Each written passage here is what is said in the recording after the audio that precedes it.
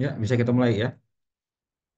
Oke, hmm, selamat malam semuanya ya. Selamat ketemu kembali dalam kuliah kita di mata kuliah akuntansi forensik ya. Kemarin karena beberapa kali saya tidak bisa dan juga ada beberapa kali libur ya, terpaksa baru kita adakan sekarang ya. Nanti kita atur untuk mata kuliah penggantinya untuk yang kemarin tidak kita adakan, nanti saya infokan penggantinya kapan. Oke, kita lanjutkan ya. Apa bahan kita masih terkait akuntansi forensik. Tadi saya sudah bagikan bahannya ya di Google Classroom ya.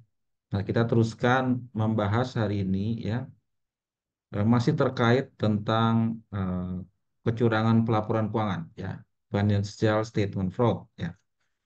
Nah, kita coba bahas lebih dalam di sini karena kepentingan kita sebagai akuntan terutama ya harus bisa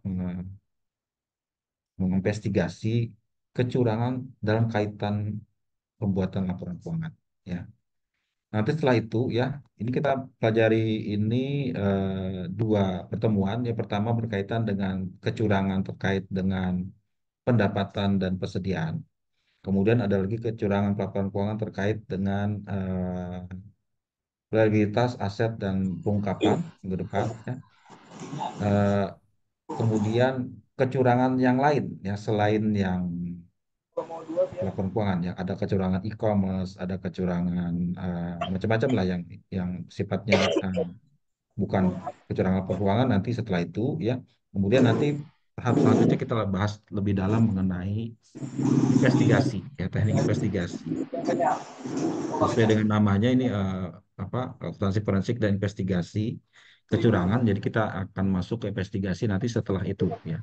Sampai dengan berapa tiga kali tiga macam investigasi ya. Baru terakhir nanti kita coba tutup di akhir semester dengan diskusi ya. Jadi sudah saya rencanakan seperti itu. Nanti saya sharing selengkapnya di Google Classroom mengenai bahan kita sampai akhir semester ini. Ya. Oke, kita lanjutkan kecurangan laporan keuangan terkait dengan pendapatan dan persediaan. Ya, ini ada bukunya ya, bukunya nanti saya sharing yang buku online-nya ya, walaupun buku Indonesia juga ada ya, bahasa Indonesia-nya ada ya. Bisa kalian beli sendiri kalau memang kalau lebih dalam. Ini saya beri ringkasan saja karena saya tidak sempat terjemahkan dalam bahasa Indonesia, saya ambil dari bahasa Inggrisnya ya. Tapi tidak masalah, nanti saya jelaskan ya. Jadi di pertemuan terakhir ya saya telah menjelaskan mengenai pelaporan kecurangan pelaporan keuangan. Ya, kecurangan ada tiga macam, kecurangan yang sifatnya penyalahgunaan aset, ya, misappropriation. Kedua adalah korupsi dan ketiga adalah kecurangan laporan keuangan. Nah, ini kita bahas lebih dalam di sini ya, karena ini kepentingan kita selaku akuntan. Ya. Jadi kalau kita tinjau ya berkaitan dengan kecurangan berkaitan dengan pendapatan ya. Pada saat kita menjual barang atau jasa kita memperoleh pendapatan. Nah, biasanya kecurangan dilakukan dengan memanipulasi angka penjualan atau pendapatan, ya. Dan karena pendapatan itu jurnalnya adalah piutang pada pendapatan, ya, maka larinya juga ke piutang, ya. Jadi akan muncul juga jenis skim atau cara kecurangan terjadi yang menyangkut itu, ya, beriringan itu. Ya kalau kita tinjau dari proses atau aktivitas dalam siklus pendapatan ya ini kalau kita jabarkan seperti ini ya.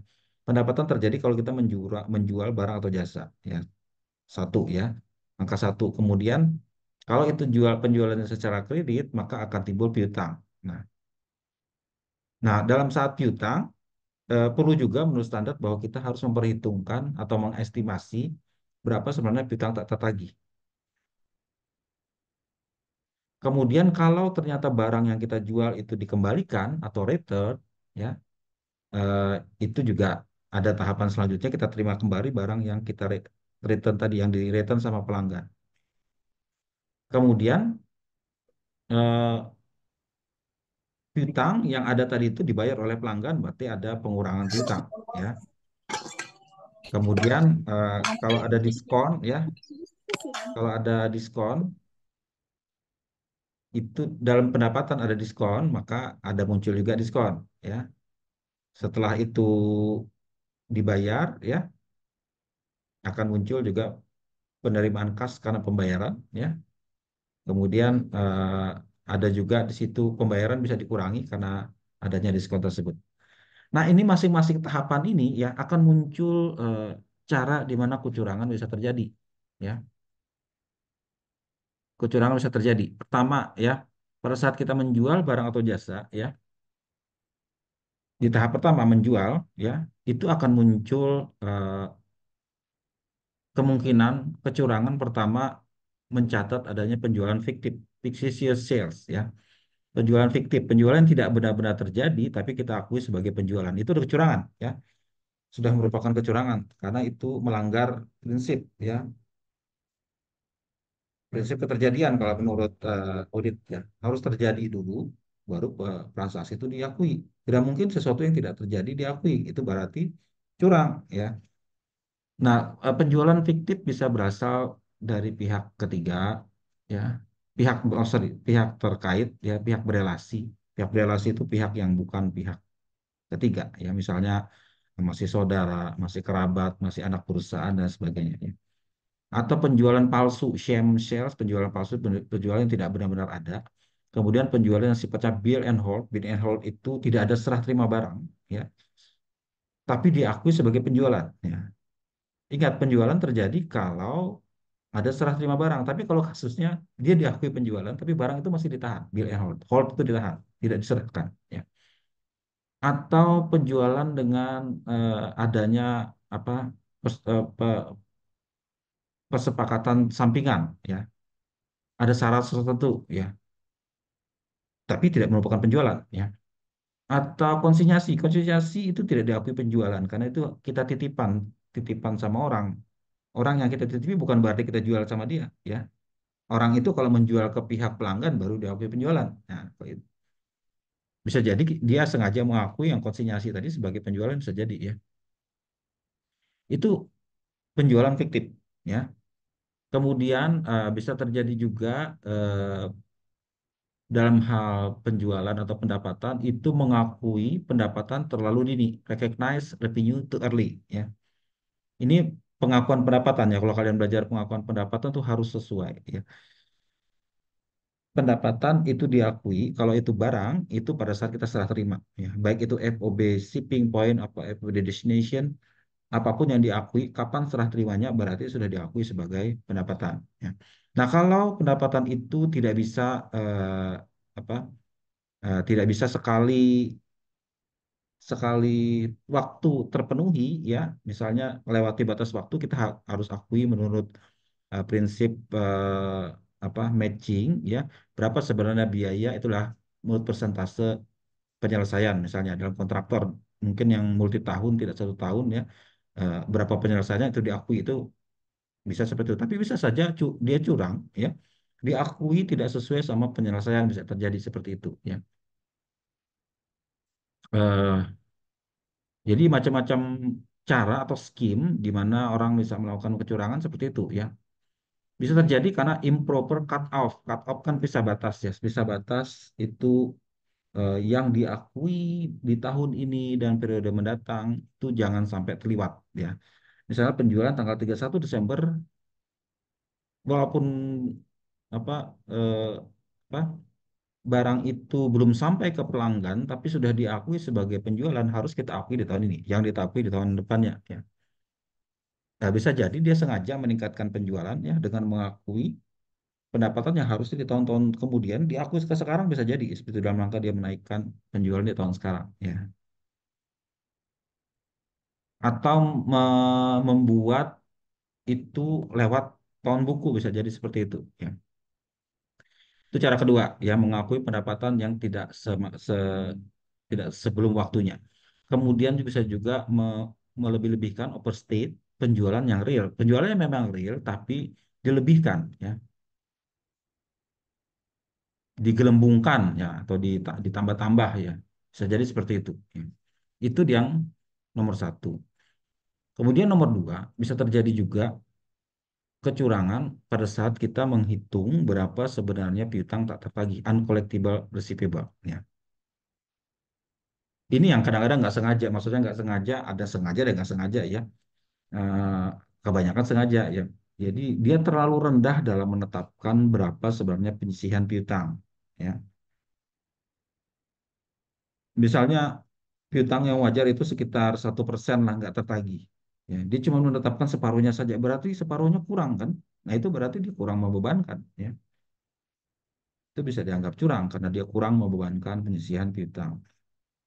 Kemudian ketiga, retur barang mungkin tidak dicatat.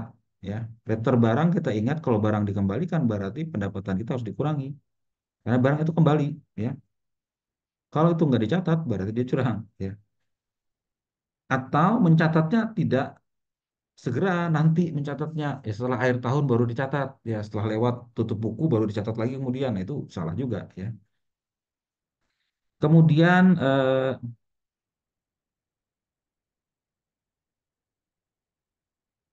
apa bisa terjadi juga ya yang tadi piutang tak tertagih itu dihapus write off ya kalau memang itu tidak bisa ditagih sama sekali ya harus dihapus ya. Dia nggak mau menghapus tetap aja dianggap penyisihan ya. Eh, Kalau dihapus itu kan berarti dihilangkan sekali sama dari aset ya. Kalau disisihkan masih ada di aset, kemudian dikurangi. Tapi kalau dihapus sama sekali dihapus tidak ada lagi di aset. Ya. Nah, bisa jadi dia nggak mau menghapus itu atau menghapusnya tidak di periode seharusnya, kemudian periode kemudian later period. Ya.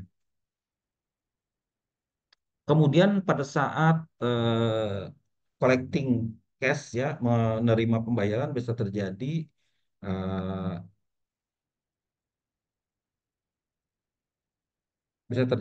mencatat bank transfer dianggap sebagai cash tunai ya. Itu kan ada salah perhitungan ya di situ. Kemudian memanipulasi kas yang diterima dari pihak terkait, pihak berelasi, ya, atau mencatat adanya penerimaan kas yang fiktif, ya, nggak ada penerimaan dianggap ada penerimaan. Nah, ini juga bisa terjadi seperti itu. Ya. Kemudian apa, pada saat menghitung adanya diskon atau potongan penjualan tidak dihitung. Ya, diskon berarti kan mengurangi, ya, mengurangi pendapatan tapi tidak dihitung. Nah, ini adalah skim yang biasa dilakukan untuk berkaitan dengan pendapatan. Terus bagaimana cara kita mengidentifikasi gejala adanya fraud, ya, dari bermacam fraud itu khusus tentang pendapatan ini, ya. Nah, kalau menurut simptom, simptom itu gejala, ya, gejala. Karena apa? Karena kecurangan itu tidak bisa langsung diketahui, ya. Nggak seperti jenis kejahatan yang lain yang menjadi korban langsung merasa dirugikan gitu ya. Kalau kecurangan laporan keuangan ini nggak ketahuan, ya. Yang dirugikan tidak segera tahu. Kalau setelah nanti nampak adanya sesuatu yang eh, kelihatan baru merasa ada kecurangan. Nah, itu repotnya di sini ya. Jadi pihak yang merasa dirugikan tidak menyadari ya. Banyak kasus skandal akuntansi umumnya itu ketahuannya kemudian ya. Kebanyakan setelah lewat berapa tahun, ketika keadaan sudah parah baru ketahuan dan banyak orang dirugikan. Nah, itu repotnya ya. Jadi kecurangan pelaporan keuangan tidak segera dapat diketahui. Beda misalnya dengan kecurangan pencurian aset, itu bisa diketahui ya. Ada buktinya yang bisa secara real ditelusuri, misalnya bukti uh, CCTV kamera dan sebagainya bisa ketahuan tindakan kejahatannya itu. Tapi kalau ini nggak diketahui, nah repotnya di sini ya. Tapi apa akuntan forensik atau akuntan publik yang melakukan audit bisa mendeteksi adanya gejala itu kalau memang dia bisa peka ya sensitif terhadap kemungkinan itu ada satu dua tiga empat enam gejala ya gejala yang bisa kita ketahui ya pertama simptom atau gejala berkait dengan analitis prosedur analitis ya kalau kita hitung-hitung menurut angka laporan keuangan mestinya bisa ketahuan ya situ analytical symptom itu namanya. Kemudian bisa ditelusuri dari gejala-gejala berkaitan dengan akuntansi dan dokumen. dokumen yang ada, dokumen akuntansi, catatan akuntansi yang bisa mengetahui, memberi petunjuk tentang hal itu. Kemudian ada simptom terkait dengan pelakunya, lifestyle symptom, ya. Orang yang melakukan adakah perubahan gaya hidup? Umumnya orang yang melakukan kejahatan, kecurangan, dia akan merubah gaya hidupnya karena dia punya apa kekayaan tambahan dari tindakan kejahatan itu biasanya gaya hidupnya akan berubah, ya, menjadi lebih konsumtif, menjadi lebih banyak pamer harta dan segalanya. Kita harus curiga, ya, sebagai seorang akuntan forensik kita harus curiga kalau sesuatu apa perilakunya berubah menjadi lebih boros, lebih menampilkan banyak kekayaan, kita harus curiga dari mana itu dapatnya, ya. Kemudian simptom berkaitan dengan kontrol pengendalian dalam satu perusahaan, ya, dalam suatu organisasi kontrolnya ada yang menunjukkan kelemahan atau tidak, ya. Biasanya kecurangan terjadi kalau pengendalian itu lemah, ya, lemah, tidak efektif, atau di dilewati atau di override, istilahnya diabaikan, ya, bisa jadi seperti itu, ya. Kemudian simptom terkait dengan perilaku atau sesuatu yang verbal sifatnya dari si pelakunya, behavior and verbal symptom, ya. Kemudian terakhir ada karena tips atau komplain atau bocoran atau aduan dari pihak lain. Nah, ini gejala-gejala yang harus bisa, ya, kita eh, dapatkan petunjuknya akan kemungkinan terjadinya fraud berkaitan dengan pendapatan, ya. Nah, kita bahas satu-satu, ya. Pertama, analytical symptom. Ya, tadi saya bilang, ya, ini kita menggunakan prosedur analitis. Kalau Anda belajar audit, ya, ada namanya prosedur analitis. Ya, kita ingin mengetahui sesuatu salah saji itu melihat dari analisis kita atas berbagai komponen laporan keuangan. Ya, pada intinya menghubungkan satu dengan lainnya masuk akal atau tidak. Ya. Nah, dalam kasus ini juga sama persis dengan yang kita lakukan pada saat kita mengaudit laporan keuangan. Ya, mencari tahu apakah sesuatu yang tidak biasa, unusual, hubungan satu dan lainnya kok tidak biasa, kok ini aneh, ya, gitu, dari yang kita amati dari angka laporan keuangan, ya. Jadi hal-hal yang di luar kebiasaan atau ordinary atau yang tidak terprediksi, ya, itu kita harus curiga, ya. Sometimes they are too good to be true. Ya, kadang-kadang ini kok rasanya nggak mungkin, ya, gitu. Jadi itu bisa jadi pertanda atau petunjuk itu terjadi, ya. Salah satu cara itu adalah mencoba membandingkan, ya, membandingkan perubahan dalam pendapatan di laporan keuangan atau pendapatan dengan ukuran-ukuran non keuangan yang ada kaitan dengan hal tersebut, ya. Jadi dalam hal ini akuntan harus peka, ya, akan kemungkinan itu, ya. Jadi analisa simptom itu bisa dalam bentuk ini, ada paling tidak 17 jenis ini, ya. Pendapatan atau penjualan terlalu tinggi, ya. Angkanya terlalu tinggi, tahu dari mana? Tahu dari perbandingan kita untuk ukuran non keuangan, ya. Kok rasanya nggak mungkin pendapatan sebesar ini? Kalau kita bandingkan dengan kapasitas, misalnya, itu non keuangan, misalnya kapasitas. Perusahaan ini kapasitasnya harusnya sekitar 100.000 unit, ya. Kalau hitung-hitung pendapatannya kok tidak 100.000, lebih 100.000, 150. Lah ini kan nggak mungkin. Nah, itu seperti itu kan? Kok ini terlalu besar begini? Apakah jangan-jangan ada kesalahan atau ada kecurangan? Nah, ini harus kita waspadai. Kemudian, eh, sales diskon mungkin terlalu rendah, ya. Pokoknya semua yang mengurangi sales diskon, sales return itu kok rendah sekali, ya. Atau potongan penyisihan piutang tak tertagih itu rendah, ya. Atau piutang itu kok tidak sinkron dengan penjualannya. Bisa jadi piutangnya terlalu tinggi atau terlalu rendah dibanding kenaikan pendapatan, ya. Harusnya beriringan, ya kan, kalau penjualannya naik piutangnya juga naik, ya. Tapi misalnya penjualannya naiknya sedikit tapi piutangnya naik naik besar, nah ini jangan apa ini, atau penjualan naik tinggi tapi piutangnya hampir konstan, nah itu harus kita curigai, biasanya beriring sejalan, nah itu. Kalau Anda yang ikut mata kuliah audit dengan saya biasa ngasih tugas kalian menganalisis laporan keuangan, ya. eh, dalam prosedur analitis. Di situ biasanya saya, ini kenapa naik seperti ini nggak aneh gitu.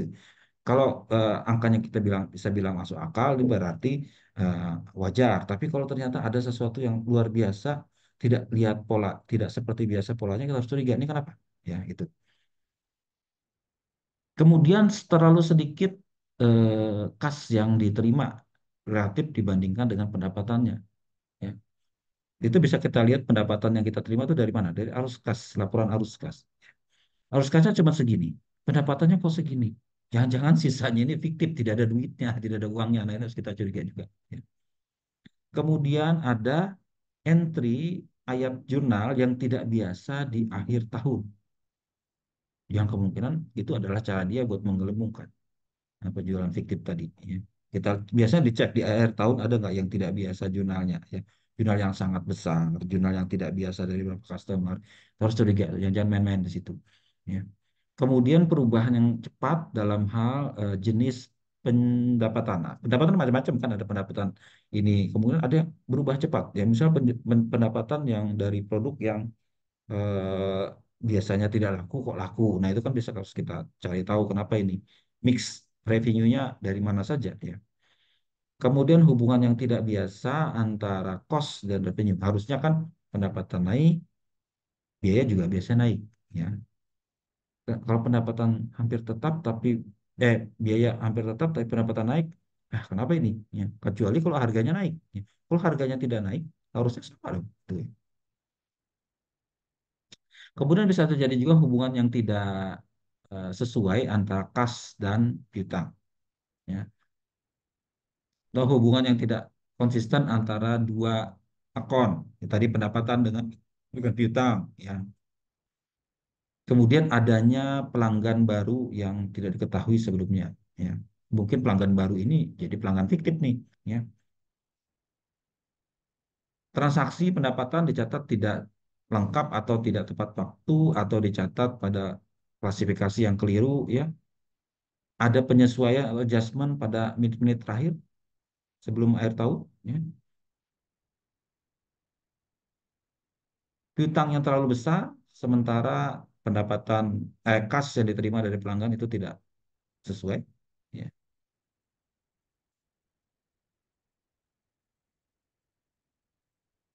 Atau adanya penjualan aset di akhir tahun, tapi ternyata di awal tahun dibeli lagi. Ya, itu bisa jadi ya dalam rangka meningkatkan pendapatan bisa jadi itu ya. Nah, ini yang juga harus kita curigai seperti ini ya. Jadi akuntan forensik harus peka. Adakah kemungkinan ini terjadi dengan melihat angka laporan keuangan? Ya. Itu analytical sifatnya. Kemudian ada simptom yang kaitannya dengan akuntansi atau documentary, yaitu eh, melihat dari catatan akuntansi, sistem akuntansi. Apakah ada dokumen yang hilang atau bukti aslinya tidak ada, dokumen pendukungnya nggak ada, ya, atau fotokopinya aslinya tidak ada, hanya fotokopian, atau angka-angka jurnal atau ayat yang tidak balance ya kemudian jurnal entry yang tidak biasa dan semacamnya yang aneh dari biasanya harus kita curigai ya.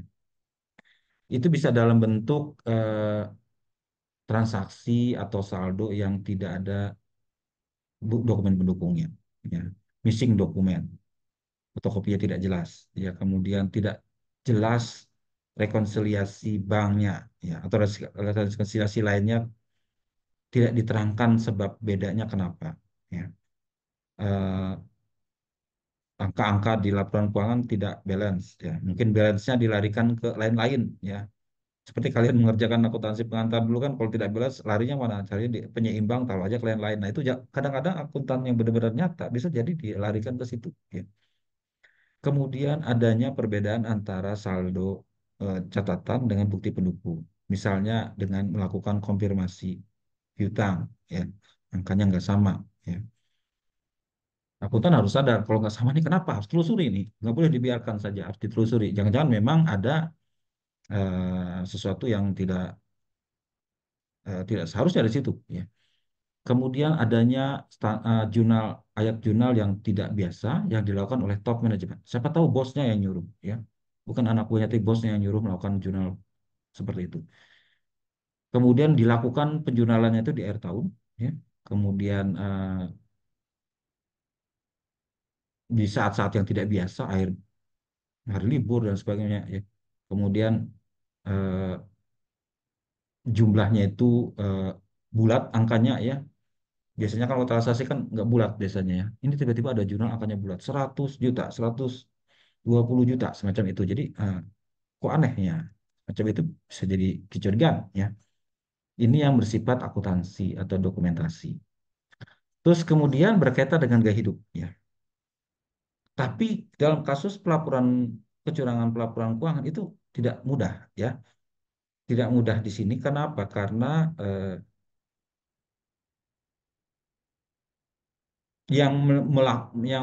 yang melakukan ini atau pelakunya perpetrator dalam bahasa Inggris itu seringkali tidak memperoleh hasil langsung dari kecurangannya ini karena dia tidak seperti mengambil uang dari perusahaan atau mengambil eh, melakukan korupsi segala macam kan uangnya dia terima tapi kecurangan pelaporan keuangan tidak terima dalam bentuk uang ya tidak secara langsung jadi makanya ini tidak terlalu kelihatan kalau berkaitan dengan lifestyle. Mungkin pelakunya ya sama aja, kelakuannya sama aja gitu ya.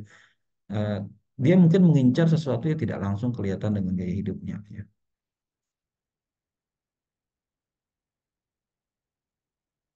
This type of symptom are usually not as apparent. Apparent itu nggak kelihatan, ya. Tapi ini bisa juga ketahuan karena pelakunya biasanya orang yang top eksekutif tingkat atas. Misalnya ya, eh, apa penjualan saham perusahaan ya bisa jadi seperti itu. Dong, misalnya dia berusaha manipulasi laporan keuangan sehingga dapat bonus ya. Misalnya dengan menaik-naikkan menggelembungkan laba dia, dia dapat dapat bonus tinggi. Nah, kita harus cari tahu apakah ada kemungkinan eksekutifnya akan dapat manfaat dari itu ya. Karena dikaitkan dengan adanya pencapaian laba ya. Terus kita cari tahu juga apakah eksekutif perusahaan itu punya saham perusahaan yang cukup signifikan. Ya. Itu bisa kita ketahui dari situ, karena pelakunya bisa manajemen top tingkat atas, bukan karyawan biasa. Kita cari tahu dari situ. Karena mereka sudah kaya duluan, ya nggak bisa langsung kelihatan drastis dia berubah gaya hidupnya, tapi kemungkinan ini akan bisa kita ketahui dari situ. Kemudian simptom berikutnya, simptom yang berkaitan dengan pengendalian, sistem pengendalian internalnya. Ya. Adanya kelemahan dalam lingkungan pengendalian, sistem akuntansi dan pengendalian internal, baik dalam aktivitas maupun prosedurnya, biasanya memberikan tanda terjadinya manajemen override. Ya. Override itu eh, pengabaian oleh manajemen tentang sistem pengendalian, ya, diabaikan atau sengaja ditabrak. Ya. Itu bisa jadi pertanda bahwa terjadi fraud di situ.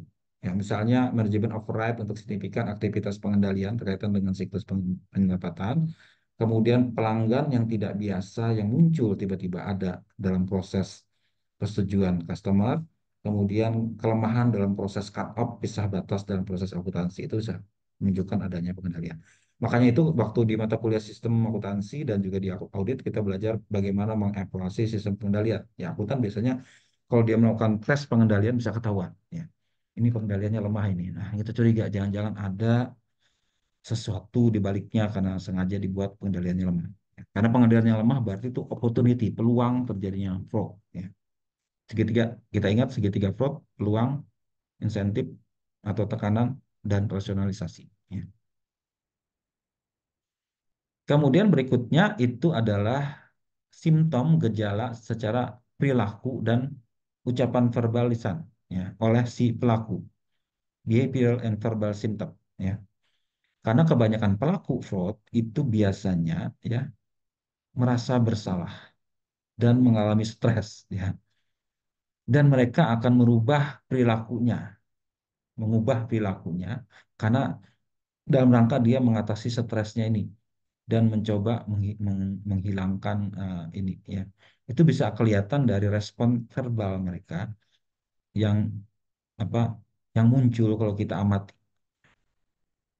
Bisa dalam bentuk respon yang tidak konsisten, samar-samar atau tidak masuk akal dari manajemen dan karyawan yang muncul kita tanyai setelah kita melakukan prosedur analitis. Ya, tadi kan ada prosedur analitis tadi, analisis simptom. Kalau kita tanya balik ke mereka, amati. Bagaimana mereka menanggapi itu? Kalau mereka bingung, inkonsisten, ya, dan tidak masuk akal, kita curiga memang dia melakukan. Ya, itu seperti itu. Kemudian me- tidak memberikan akses untuk fasilitas, catatan, atau karyawan, atau pelanggan, atau pemasok, atau pihak lain yang ada hubungan dengan pendapatan. Dia mau nggak izinkan. Nggak boleh. Ya. Boleh kami nanya, Pak, Bu, ini bagian yang penjualan. Ada apa? Buat apa, Pak? Kami melakukan penyelidikan. Oh, jangan, nggak usah. Buat apa? Nanti saya tanya ke saya saja, nanti saya jawab. Nah, seperti itu kan jadi curiga nih, kenapa nih kita tidak dibolehin nih ya. Kemudian tekanan waktu yang tidak sepantasnya yang diberikan oleh manajemen untuk menyelesaikan masalah masalah terkait dengan pendapatan. Jadi sengaja buru-buru supaya kita nggak terlalu teliti melakukan auditnya dan sebagainya, bisa jadi seperti itu.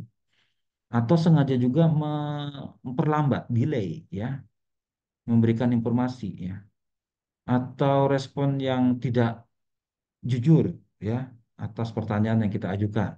Tidak jujur maksudnya kita cek dengan pihak lain, jawabannya nggak betul. Kemudian perilaku mencurigakan dari manajemen begitu ditanya tentang transaksi atau akun yang mencurigakan tadi itu. Ya, Eh, entah itu ya tadi itu apa tidak benar-benar jelas jawabannya yang mencurigakan, kita harus curiga. Ya, ada semacam kebohongan di sini ya, ketidakjujuran. Terakhir, kalau ada pihak lain yang mengadu, nah itu harus waspada ya, mengadu atau memberikan bocoran, memberikan apa surat kaleng atau apapun yang berasal dari karyawan, dari eh, seseorang, atau dari vendor, atau dari customer, atau pihak-pihak lain yang mengetahui adanya hal tersebut. Ini biasanya difasilitasi dengan apa yang dinamakan whistleblowing system ya. Kemarin sudah jelaskan, perusahaan harus membuat mekanisme pengaduan, komplain, apa segala macam yang kita bisa tampung kalau memang kecurangan itu terjadi. Ya. Tapi walaupun harus curigai juga, kadang-kadang komplain pengaduan ini juga dimotivasi oleh faktor-faktor lain, misalnya fitnah, ya kan, pengen balas dendam, mencari perhatian atau hal lainnya. Harus disaring juga, ada yang betul, ada yang nggak betul. Ini apa penyelidik atau investigatornya harus teliti. Nah itu ya berkaitan dengan simptom. Nah sekarang simptomnya kita tahu. Sekarang kalau simptomnya seperti ini, apa yang harus kita cari ya? Searching ya. Simptom tadi harus kita amati dan kita akui, ya, kita cari secara aktif, tidak sekadar pasif menunggu adanya pengaduan, menunggu adanya bukti, harus kita secara aktif mencarinya, ya. Walaupun kadang bisa-bisa langsung tersedia, tapi tetap harus kita mencarinya dengan telaten, ya. Nah, untuk mencari secara aktif ini, ya, itu kita bisa melakukan secara analitis, ya, anak bukti bukti simptom analitisnya itu kita cari, ya, dengan melakukan prosedur analitis, ya. Dalam prosedur analitis itu eh, kita harus mencurigai adanya sesuatu yang terlalu tinggi, terlalu rendah atau tidak biasa, ya. Dan itu tidak terlalu tinggi, terlalu rendah itu harus kita bandingkan dengan adanya acuan, point of reference atau ekspektasi yang kita bisa bandingkan dengan angka yang kita coba analisis, ya. Dan kita fokuskan pada perubahan atau perbandingan yang tidak biasa tadi. Itu ada dua macam analisisnya. Analisis laporan keuangan yang membandingkan saldo dan hubungan terkait dalam laporan keuangan. Yang nomor satu, ya. Kemudian nomor dua, membandingkan angka laporan keuangan itu dengan informasi di luar laporan keuangan. Yang satu within financial statement, ada yang di luar laporan keuangan. Ada dua macam cara, ya. Yang cara pertama dalam laporan keuangan kita membandingkan saldo dari periode satu ke periode yang lain. Atau lihat trennya, tahun lalu segini, tahun ini segini, tahun depannya lagi berapa. Ya seperti itu ya, ada perbandingan antar waktu ya, atau time period dari waktu ke waktu. Atau kita mencari tahu hubungan antar akun atau relationship antar akun yang berkaitan ya dalam periode satu ke periode yang lain. Ya. Jadi pada intinya berdasarkan murni berpaku hanya pada angka laporan keuangan yang kita kenal dalam audit yang biasa ya. Cara kedua adalah membandingkan angka laporan keuangan tadi, angka di luar laporan keuangan, bisa membandingkan dengan angka dengan perusahaan lain yang sejenis, ya. Atau kita bisa membandingkan dengan jumlah yang sifatnya non keuangan, misalnya kapasitas, ya kan, demand-nya berapa, ya kan, itu yang sifatnya tidak berkaitan dengan angka laporan keuangan kita, tapi kita gunakan sebagai pembanding. Untuk laporan keuangan, ya, untuk laporan keuangan yang nomor satu ini, kita bisa melakukan analisis rasio, ya. Ini sudah saya minta biasanya di mata kuliah audit, ya. Kita melakukan analisis rasio dari periode satu ke periode yang lain, ada yang mencurigakan atau tidak. Ya, rasio profit margin, rasio sales return, rasio sales discount, kemudian perputaran piutang, kemudian jumlah hari perputaran piutang, kemudian berapa persentase piutang tak tertagih, berapa perputaran aset-aset turnover, berapa working capital turnover, kemudian berapa operating margin, kemudian berapa laba per saham. Kita bandingkan dari periode ke periode. Kenapa ada yang biasa enggak? Ya. Kita lihat kemungkinannya. Nanti saya berikan tugas Anda melakukan analisis ini ya, supaya lebih mendalami, walaupun ini sudah pernah di mata kuliah audit ya. Kemudian berkaitan dengan tadi itu analytical. Nah, sekarang berkaitan dengan simptom akuntansi atau dokumentasi, documentary ya. Itu biasanya kita mencari tadi jurnal yang tidak biasa tadi itu ya. Cari jurnal yang apa, yang di luar proses yang normal. Cari tahu karena biasanya di luar proses normal ini ada override atau pengabaian pengendalian internalnya ya. Kita bisa cari dengan mengamati scan dari apa journal entry atau pakai komputer software untuk mencari hal-hal yang tidak biasa ya. Nah, entry atau ayat jurnal tadi itu dianalisis. Ya, yang tidak biasa tadi itu ya. Dalam hal siapa yang melakukan, mempostingnya siapa, untuk entry yang mana, kemudian kapan melakukannya ya. Biasanya kapannya itu di ujung-ujung tahun ya. Kemudian di mana entry itu diposting ya, di akun apa ya gitu kan. Dan kenapa dia melakukan posting ini. Ya, itu harus kita cari tahu. Ya, itu harus jadi bahan kita menganalisis ini kenapa ini kok tidak biasa. Di tanggal 31 Desember ada posting penjualan. Angkanya bulat 1 miliar kepada perusahaan ini. Nah, perusahaan ini kita cari tahu. Ternyata perusahaan masih ada relasi sama kita. Nah, ini jangan ada nih. Cari tahu, telusuri lagi. Kenapa itu? Nah, seperti itu.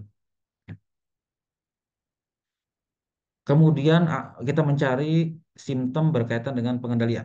Ya, biasanya nih waktu kita mau evaluasi sistem pengendalian sudah bisa otomatis ketahuan biasanya ya, terutama untuk mengetahui adanya kelemahan, weaknesses dalam sistem pengendalian.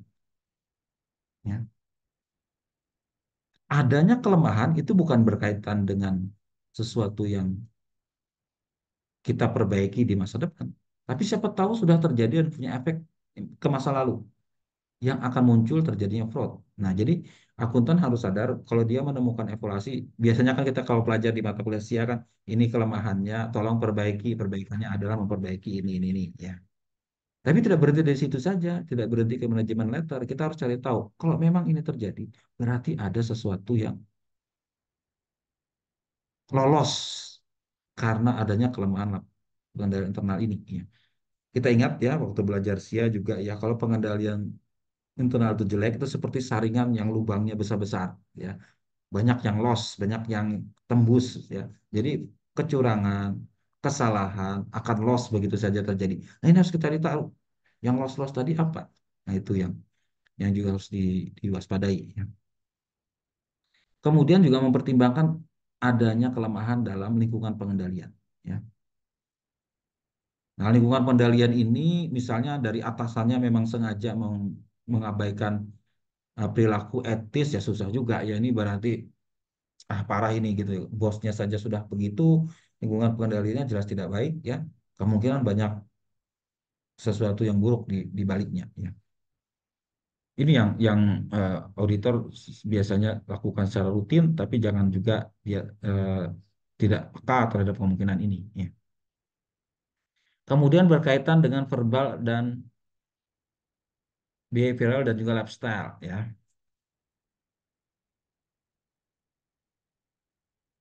Tapi seperti saya bilang tadi, kalau lifestyle dia tidak memperoleh manfaat langsung dari kecurangan laporan keuangan, ya. Tapi mungkin kita cari tahu, ya, eh, apa kemungkinan dia dapat manfaat dari itu. Ya.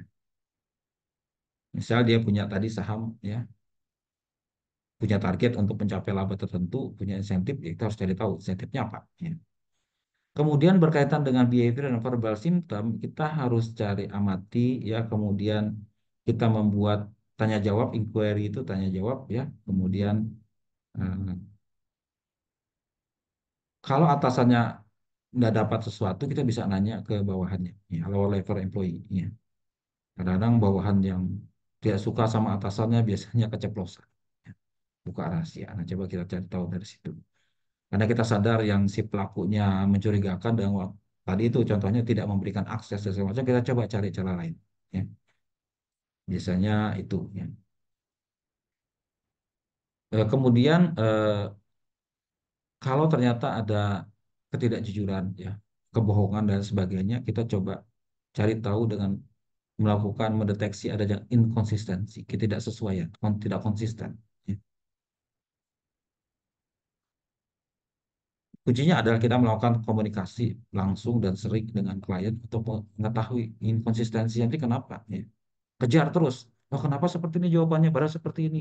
Ya. Terus cari tahu. Ya.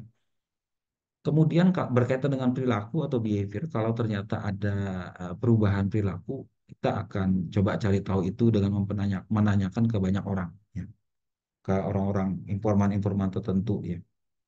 Kalau kalian nonton film detektif kan biasanya si detektif itu tidak pasif, ya, dia cari tahu ke siapa, ya kan, tanya dengan siapa, tanya dengan teman, menyamar jadi apa, ya kan, itu cara dia untuk mengetahui lebih banyak informasi sehingga ketahuan, ya. Coba kalian nonton, yang suka nonton film detektif, ya kan, dia punya banyak akal untuk mencari tahu bagaimana hal itu terjadi.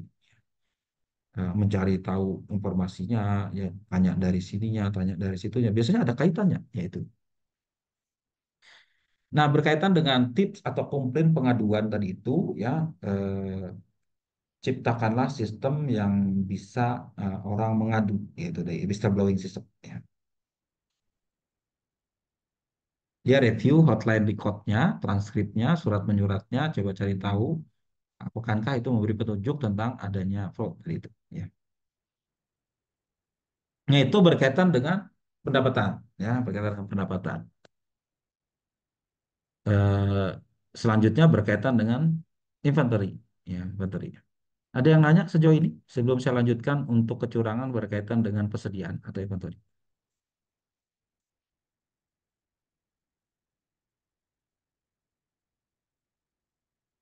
Cukup banyak bahan yang ini, ya, bahannya cukup banyak gitu. Tolong nanti Anda simak lagi kalau memang belum paham, ya, di bahannya tolong dipelajari lagi, ya. Ini penjelasan secara lisan terlebih dahulu aja, ya.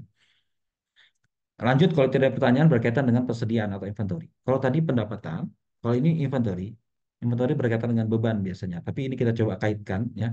Kalau pendapatan itu berkaitan dengan siklus pendapatan, kalau inventory berkaitan dengan siklus pengeluaran atau expenditure, ya. Karena kita beli bahan, ya, bahan itu umumnya dijadikan persediaan, ya. Dan kalau itu kita jual, itu akan menjadi beban pokok, ya, cost of goods sold, ya. Nah, kalau persediaan bisa terjadi overstatement kalau dia sengaja melebih-lebihkan itu, ya. Kalau persediaan berlebih atau overstated, ya, eh, itu menyebabkan cost of goods sold-nya juga overstated, ya. Karena kita tahu persediaan awal ditambah pembelian dikurangi HPP itu akan jadi eh, persediaan akhir, ya kan? Nah, ini kalau ada nggak tepat di salah satunya overstated, maka angka lainnya juga berubah, ya. Kalau ternyata kita terlalu eh, mengecilkan HPP, cost of goods sold, laba kita naik. Ya, mengecilkan HPP caranya dengan apa? Dengan menurunkan persediaan, angka persediaan. Ya, ini ada kaitannya. Jadi persediaan itu berkait dengan eh, beban pokok dan juga nanti akan berujung pada laba yang kecil juga. Nah ini apa eh, cerminan yang terbalik dari yang tadi ya. Kalau di pendapatan kita menjual barang, ini sekarang membeli ya, membeli persediaan ya. Kalau ada return kita kembalikan, kalau ada diskon kita ambil ya. Kemudian nanti kita bayar ya. Nah persediaan yang sudah ada itu kita jual ya. Dijual berarti eh, mengirimkan kepada pelanggan. Ya. Nah persediaan itu bisa terjadi eh, dia menyusut karena mungkin ada perubahan kualitas ya, keusangan dan sebagainya, berarti harus kita hapuskan ya. Kemudian ada kemungkinan persediaan juga tidak sesuai sehingga kita perlu melakukan persediaan hitungan fisik persediaan ya. Kemudian persediaan itu juga harus kita hitung kosnya kalau ternyata persediaan itu kita transformasikan dari bahan baku menjadi barang jadi. Nah, itu berkaitan dengan inventory cost-nya ya. Nah, ini ada skim fruitnya di masing-masing tahapan ini ya. Pada saat kita beli bisa terjadi angka pembeliannya dicatat tidak sesuai ya. Kemudian kalau ada return bisa jadi returnnya nggak dicatat ya. Overstated ya, terlalu besar returnnya ya. Biasanya ini beda dengan ini pendapatan ya. Kalau penjualan ini persediaan diusahakan minimal ya, minimal di understated biasanya ya. Kemudian diskon mungkin dilebih-lebihkan supaya angka persediaan turun ya. Kemudian cost of goods sold-nya bisa eh, apa ditetapkan dengan angka yang lebih rendah ya supaya laba turun ya. Ya laba naik, sorry. Kemudian penghapusan tidak dicatat bisa jadi ya, penghapusan persediaan.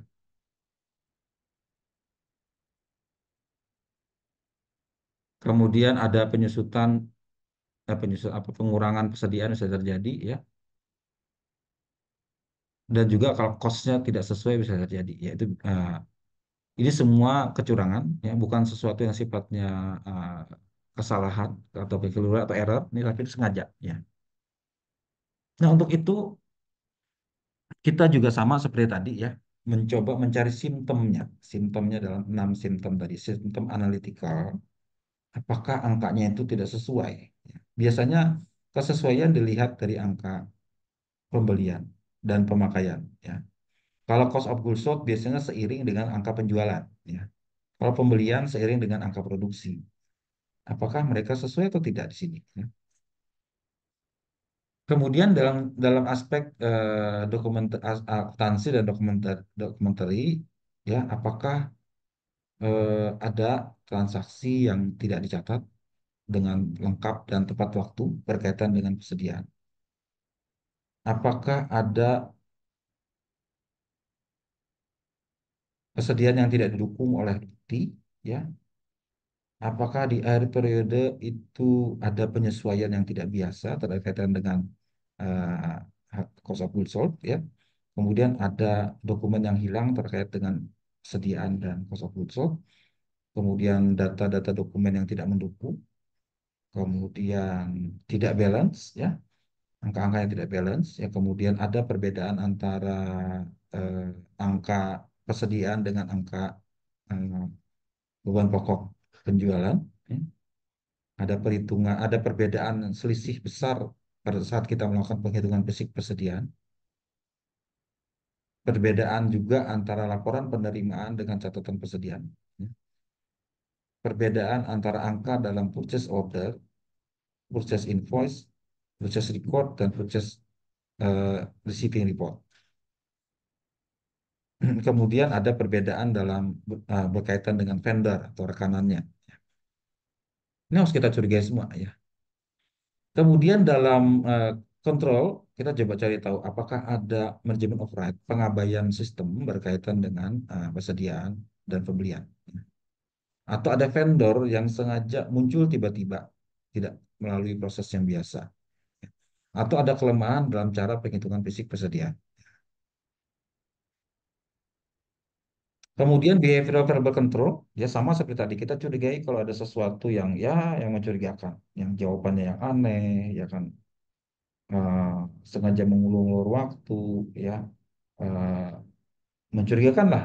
Apakah ada berkaitan pada saat kita menanyakan mengenai kesedihan? Lifestyle, lifestyle bisa terjadi ini pencurian di sini ya, bisa jadi seperti itu ya. Tapi umumnya ada yang sengaja dilakukan oleh manajemen. Sengaja dilakukan oleh manajemen itu sama seperti kasus pendapatan tidak mungkin kelihatan secara langsung, tapi kita lihat secara tidak langsung saja. Ya. Kemudian tip and complaint, siapa tahu ada yang lapor mengenai persediaan, bisa jadi kita ketahui ya. Nah, untuk analytical symptom kita cari tahu sama seperti tadi kita analisis di laporan keuangannya dan analisis di luar laporan keuangan sama kita coba cari seperti yang tadi. Ya. Tapi ini khusus untuk persediaan. Ya. Kita coba cari tahu perubahan balance atau akun dari periode ke periode dengan cara horizontal. Dari tahun ini berapa, tahun 3 tahun yang lalu berapa, 2 tahun yang lalu berapa, tahun sekarang berapa. Ya, kita cari tahu angka persediaan kenapa. Kemudian kita bisa fokus juga ke hubungan dengan melihat rasio. Ya. Relationship bisa dilihat dengan rasio. Rasio profit margin berapa, perputaran persediaan berapa, kemudian jumlah hari dalam persediaan berapa.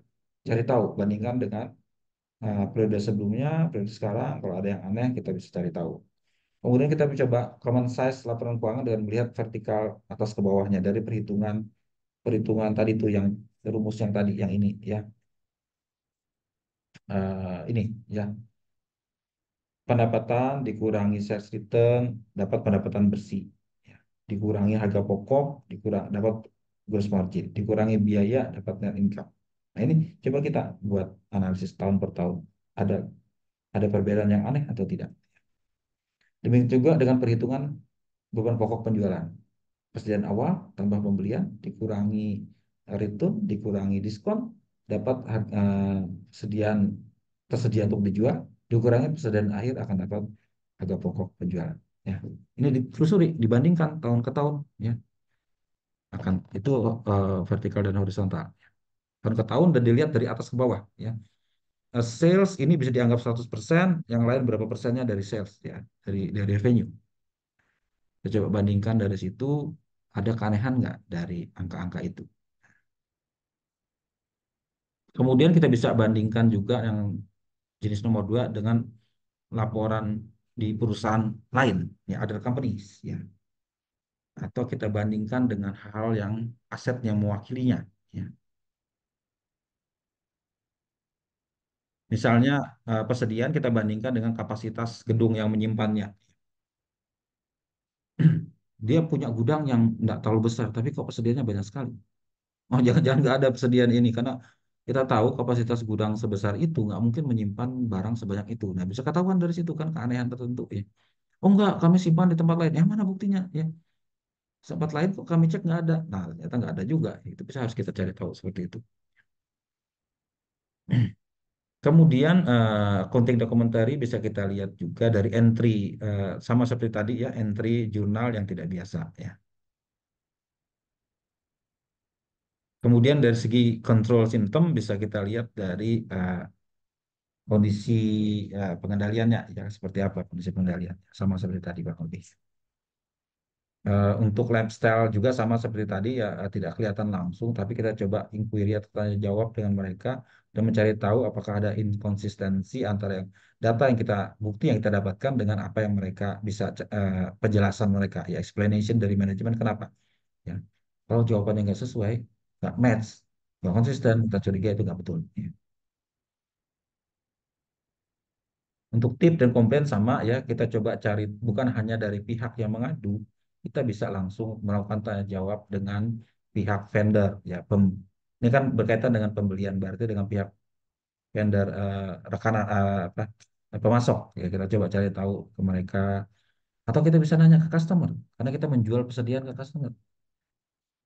Ya tentu saja kadang-kadang kita tidak ngasih tahu si pelakunya ya, bahwa kita nanya ke, ke vendor dia ke customer dia bisa seperti itu tapi kita harus aktif mencari tahu ya jadi tidak terpaku hanya pada laporan pengaduan tapi aktif mencari tahu di tempat lain ya kira-kira seperti itu ya. berkaitan dengan kecurangan dan cara kita mencari tahu bukti berkaitan dengan kecurangan eh, terkait pendapatan dan inventory. Ya, untuk bahan hari ini. Oke, saya mau lanjutkan ke bahan berikutnya, tapi janganlah ya terlalu terlalu payah kita kalau dikebut hari ini ya. Nanti kita cari waktu lain ya. Atau nanti saya rekam bisa jadi ya. Intinya semua bahan akan saya kebut ya untuk menutup bahan yang waktu minggu-minggu yang sudah lewat. Oke, ada pertanyaan sejauh ini? Ya. Coba kalian pelajari sekali lagi. Nanti saya kirim kuis ya. Tolong kalian jawab kuisnya ya. Nah, sebagai bukti kalian belajar ya. Saya tidak hanya mencatat absen dari kalian masuk di Zoom ini sebanyak 27 orang, tapi juga saya lihat keaktifan menjawab kuis. Kalau kuisnya nggak betul, nggak bagus, nanti saya minta Anda mengulang lagi, kerjakan lagi sampai nilainya bagus ya. Itu dulu ya. Oke, ada pertanyaan sebelum saya akhiri? Pak, izin bertanya. Ya, Bu. Ya, tanya. Berarti Pak untuk misalnya mengetahui persediaan yang kecurangannya tadi misalnya, berarti itu harus membandingkannya misal Maret ke Maret kayak gitu atau year to year gitu ya Pak. Ya, betul. Ya, itu kan tadi Itu analytical ya. Mm. hmm. Terus itu untuk data perbandingannya apakah ada misal minimal berapa periode, misal 3 atau 5 atau gimana Pak? Eh, minimal dua ya, minimal 2 tahun ya. Tahun lalu segini, tahun sekarang segini ya, itu sudah bisa jadi petunjuk ya kan. Lebih bagus kita punya waktu lebih dari 2 tahun sebagai perbandingan yang lebih banyak ya. Tapi 2 tahun saja sudah cukup kita bisa bandingkan asal angka tahun sebelumnya bisa kita percayai gitu ya. Eh, apa? Misalnya ya persediaan tahun sekarang itu 100 ya. Tahun lalu cuma 80 ya. Naiklah dikatakan 80 menjadi 100 ya. Kenapa ini naik? Sementara apa? Kalau kita bandingkan dengan pendapatan, dengan penjualan, ya tidak ada kenaikan sebesar itu, ya. Nah, kenapa ini? Ya kan kita kan selalu apa konsistensinya kan kalau pendapatan naik, ya maka beban pokok juga naik, ya kan sebesar angka yang kurang lebih sama, ya kan. Kalau ternyata ada sesuatu yang tidak mengikuti cara yang sama, ini curiga ini jangan-jangan ada sesuatu yang aneh nih. Ya. Itu bisa terjadi ya. Jadi di angka laporan keuangan, tapi angka laporan keuangan ini bisa salah juga ya. Ada angka yang di luar itu kita mau bandingkan dengan perusahaan lain misalnya seperti apa ya. Itu. Ya. Jadi perbandingan itu bisa perbandingan akun ya, persediaan, akun pendapatan atau perbandingan fokus pada perubahan hubungan dengan rasio ya rasionya tadi akankah berubah ya kan rasionya kurang lebih sama ya misalnya ya profit margin itu kan laba kotor dibagi pendapatan. Ya. Berarti dua hal ini kita bandingkan. Ya. Kalau ternyata laba kotor tahun lalu 35%, tahun ini eh, 50% misalnya naik. Ya. Wah, kenapa ini kok naiknya bukan main? Kan jadi biasanya laba kotor itu nggak banyak berubah. Ya, karena itu kalau tidak ada hal yang luar biasa, laba kotor itu nggak mungkin banyak berubah. Karena itu dua hal, pendapatannya berbanding dengan cost beban pokoknya, ya kan?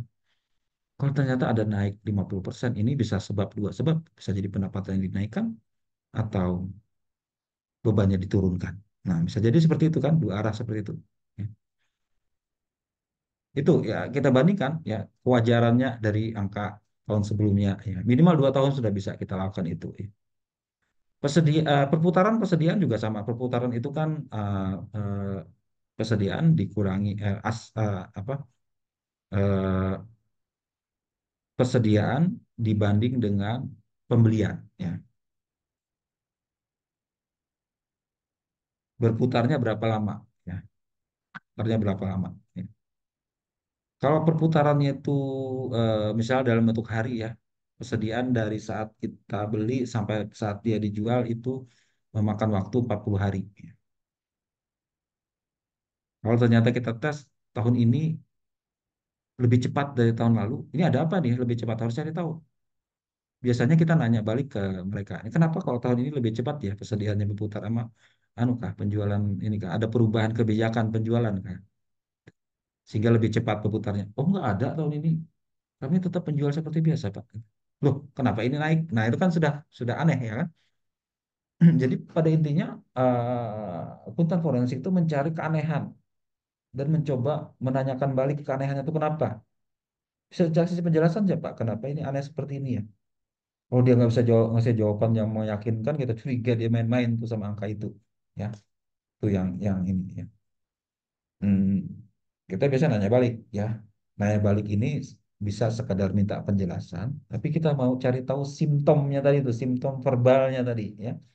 Simptom verbalnya tadi itu akankah dia apa nggak jelas jawabnya ya. Kalau orang yang ngerti sekali, dia akan jawabnya dengan cara biasa saja ya. Oh gitu ya. Ini Pak, memang ada kejadian Pak. Ah, kejadian apa? Memang kami merubah kebijakan penjualan. Kenapa? Kami Pak, lebih banyak memberikan insentif buat pembeli. Dengan cara seperti apa? Kami berikan diskon Pak. Diskon, kemudian kalau mereka eh, cepat membayar sebelum jatuh tempo, kami berikan diskon lebih besar dari biasanya. Oh gitu ya. Jadi cepat penjualannya. Iya, mereka lebih cepat membayar Pak. Kalau dulu mereka lewat jatuh tempo karena kami nggak pernah ngasih diskon sebelumnya ya. Sekarang kami kasih diskon. Kalau sebelum 14 hari mereka bayar, kami kasih potongan 10%. Kita tes, oh iya benar ya. Oh masuk akal. Penjelasan dia masuk akal. Ya.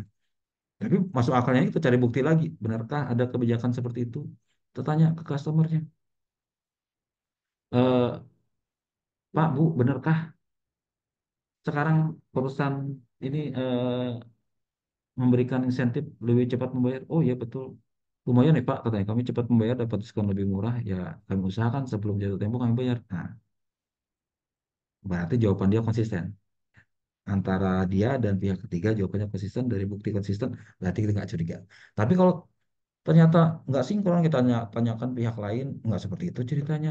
Ya, nggak ada kebijakan seperti itu. Nah, curiga kita nih, jangan-jangan dia coba manipulasi itu angkanya, ya, nggak sesuai. Penjelasan di luar nggak sesuai. Ya, nah itu ya, seperti itu ya. Eh, apa? Akuntan publik yang biasa harusnya peka terhadap kejadian seperti itu, ya. Karena kalau kita amati ya, kalau sekalipun dia nggak mencatat dengan sengaja nggak mencatat terus dianggap sebagai fraud, ya. Misalnya penyisihan piutang tak tertagih sengaja nggak dicatat sudah melakukan fraud, ya. Ini kan sengaja nggak mencatat penyisihan piutang, ya tidak menghapus itu sudah merupakan fraud, ya. Di samping juga pendapatan dan segala macamnya. Nah itu ya yang harus kita tetap curigai, ya. Walaupun sebenarnya dari pengalaman saya gitu auditor mudah saja. Ini kenapa kurang? Ayo di adjust aja, di adjust. Itu mudah kita lakukan kan. Ditambah aja nih penyisihannya jangan sebesar ini.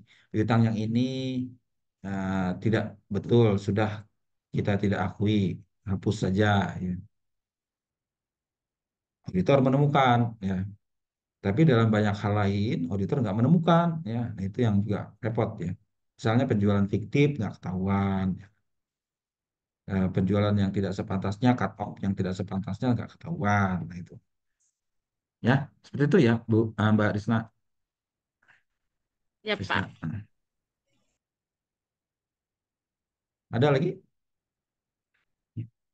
Jadi daya kritis analitis memang penting ya. Kita tidak mau menerima penjelasan begitu saja, aktif mencari tahu ya. Adakah ini, adakah kemungkinan ini ya. Adakah kemungkinan itu ya. Supaya si auditor juga paham ya. Memang sekarang tumpuan untuk pendeteksian kecurangan laporan keuangan itu tertumpu pada auditor laporan keuangan karena mereka yang bertugas tiap tahun di situ ya. Kalau sampai gagal melakukan repot ya.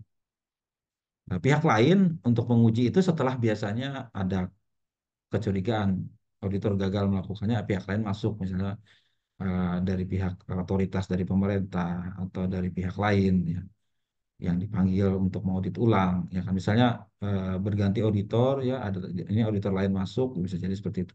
Tapi tumpuan terbesar untuk pengecekan laporan keuangan itu pada auditor laporan keuangan.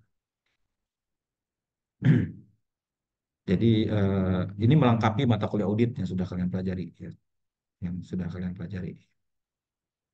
Oke, itu nanti saya kasih tugas pendalaman ya. Selain kuis nanti kasih tugas pendalaman nanti berikutnya aja ya. Oke, ada pertanyaan lagi?